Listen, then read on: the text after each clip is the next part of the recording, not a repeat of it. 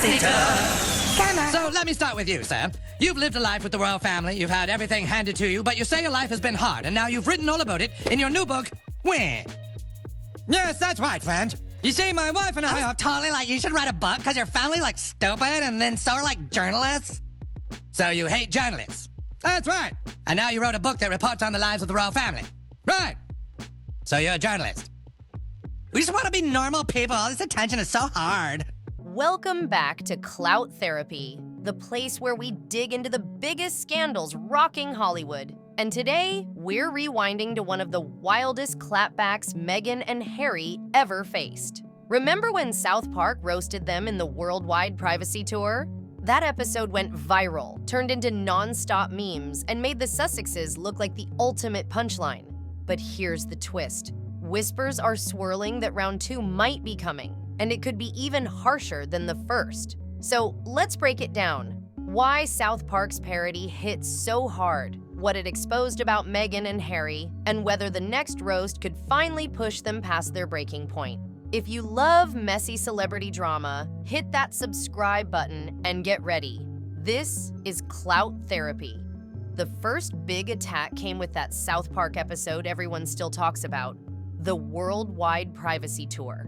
The show didn't hold back. They turned Meghan and Harry into cartoon versions of themselves, flying around the world, holding giant signs that screamed, "We want our privacy," while at the same time begging the press to look at them. It was brutal because it nailed the one thing critics always point out, the hypocrisy.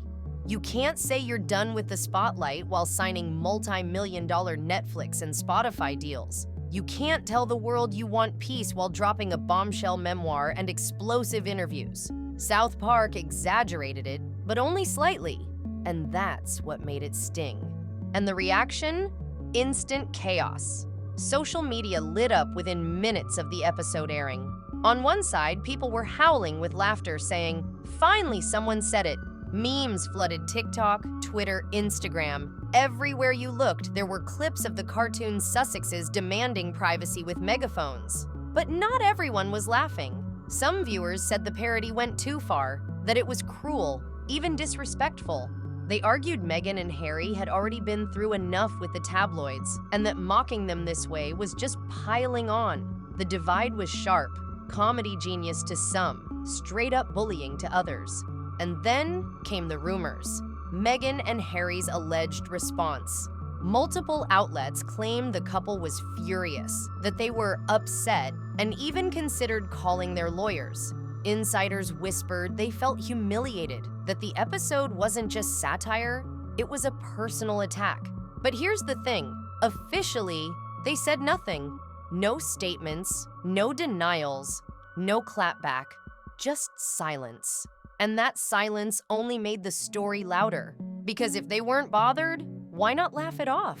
Instead, the lack of response convinced people that South Park had hit a nerve, maybe the deepest one yet.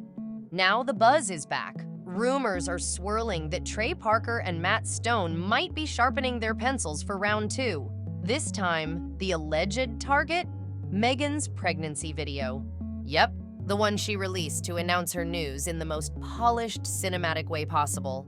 Insiders claim the working title floating around is "Respect Our Pregnancy," which already sounds like classic South Park shade. The idea would be to mock what critics call Meghan's curated authenticity, turning every personal milestone into branded content, perfectly staged and ready for headlines. And here's where it gets even messier. Harry's said to be terrified, not of the episode itself, but of what comes after. Because if the first roast turned them into walking memes about privacy, a second round could cement the image of them as totally performative, not authentic, not relatable. Just a couple forever stuck as cartoon punchlines. And in Hollywood, once you're the joke, it's almost impossible to come back. Inside Montecito, it's pure chaos. The second those South Park rumors hit the press, sources say Meghan and Harry's team went into full-blown crisis mode. Emergency PR meetings were called at the mansion. Phones buzzing, advisors rushing in, everyone scrambling to figure out how to stop another cartoon disaster. The mood? Tense.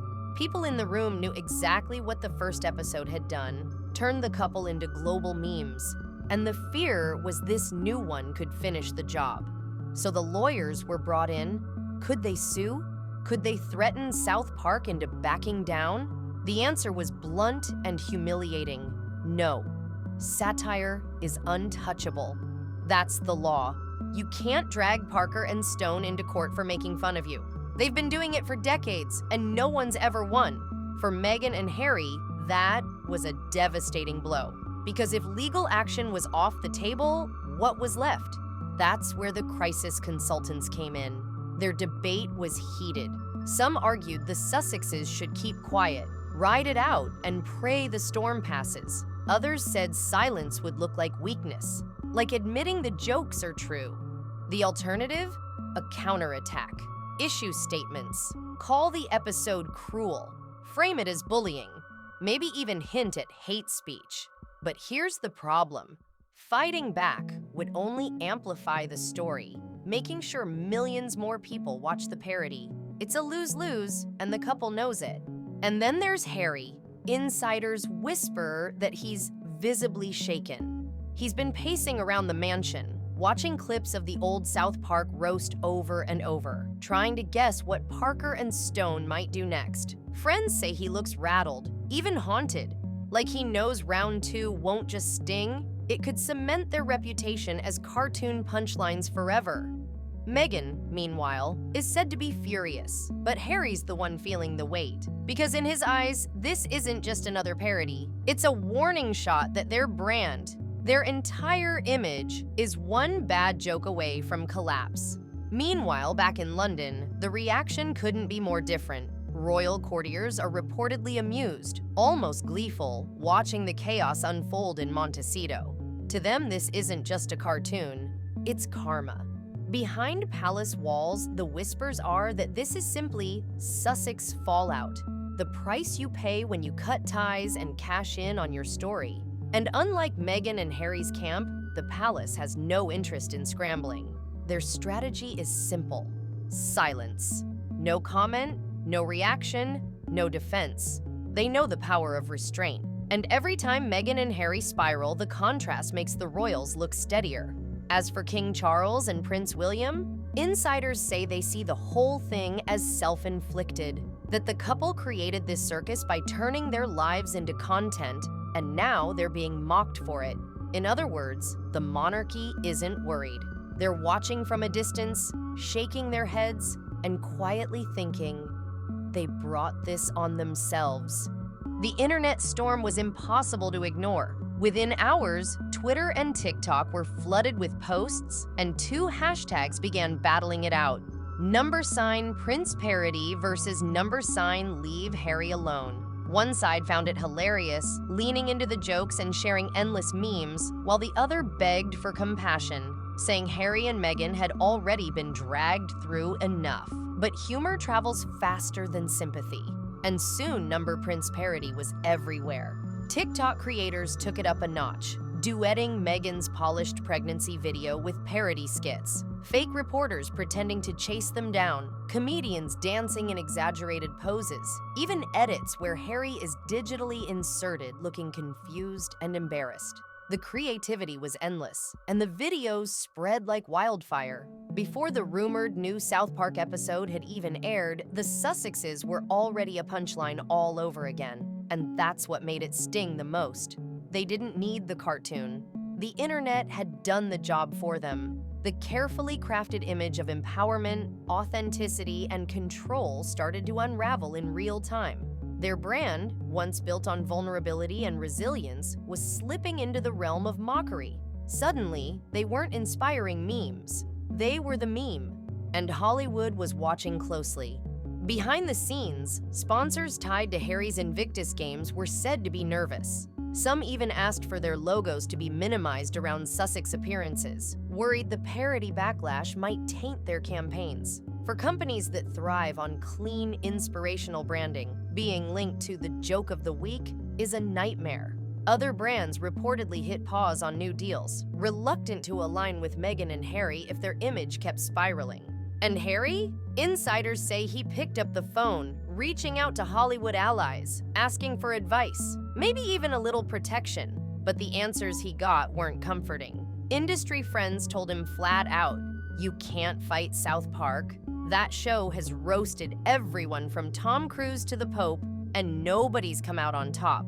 The best case scenario, you laugh it off. The worst case, you try to fight it and you look even more desperate." For Meghan and Harry, it was a brutal reality check. Their power in Hollywood was slipping, their brand was wobbling, and the one rule of the entertainment world was becoming crystal clear. If you end up the butt of the joke, even your friends won't save you. Inside Montecito, it's being called the Sussex Dilemma. 3 strategies on the table, and every one of them risky. Option 1, silence. Don't say a word, don't acknowledge the parody, just let it fade into the noise. It's the safest route legally, and it avoids giving South Park more oxygen. But silence comes with a cost. It makes them look weak, like they can't defend themselves or that the jokes were too close to the truth. Option 2, humor. Laugh it off, make a joke in an interview, maybe even poke fun at themselves. Done right, it could show humility, maybe even win back some public sympathy. But if it feels forced, if the delivery is awkward, it'll only add to the pile of mockery. And then there's the third option, spin it into activism. Frame the parody as sexist, cruel, maybe even harassment, and use it to rally their supporters. But critics will see that as more victim playing, another attempt to weaponize their pain for headlines. And that's the core of the dilemma. No matter what they choose, the risk of it blowing up in their faces is huge. And here's the bigger picture. This isn't just Meghan and Harry caught in a comedy sketch. It's the royals versus satire, and satire never loses. The couple left the monarchy to control their own story, to build a brand on empowerment and authenticity. But what this feud proves is how fragile that control really is. They can film documentaries, give interviews, release memoirs, but one viral cartoon, one meme, can undo it all in minutes. And that's the real power at play here. Memes don't follow PR scripts. They don't care about image management. Once you're a punchline, it sticks. For Meghan and Harry, this is bigger than South Park. It's a fight against the internet itself. And that's a battle no one, not even royals, has ever truly won.